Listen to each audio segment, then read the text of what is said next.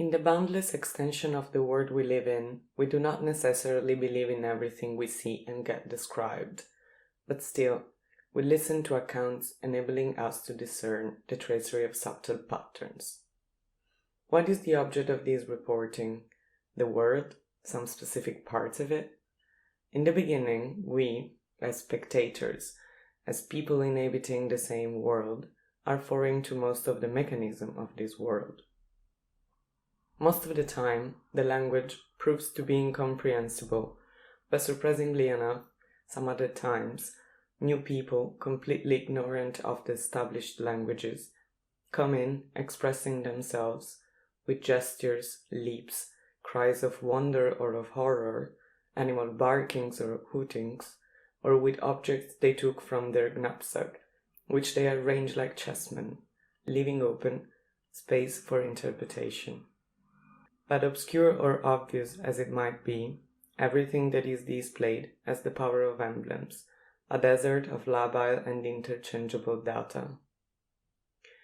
What is the very first matter of any project? Thoughts, ideas. No matter how distant we travel, we will only tell the thoughts that come to a man who sits on his doorstep in the evening to enjoy the cool air. What is then the use of all this traveling? Wouldn't we be doing the same without moving? Somehow, the more one is lost in unfamiliar quarters of distant places, the more one understands the other places they had crossed to arrive there. Are we then advancing always with our head turned back? An exhibition space is a descriptive space that first of all has all the virtue of being a space you can wander through in thought, become lost, stop and enjoy the cool air, or run off. Exhibitions happen in places that are the work of the mind and of chance, but today neither the one nor the other suffices to hold up their walls. Retaining walls, stone steps descend, they're slippery. The crates are waiting for the departure. The temporality of exhibition is a dominant feature. Projects as exhibitions travel no stop. They know only departures and no returns. But what do they leave behind them?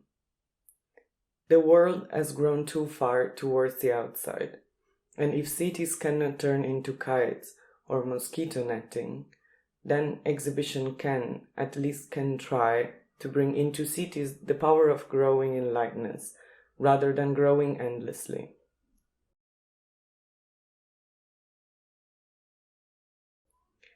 The different worlds portrayed in exhibitions is nothing apart from the outside world.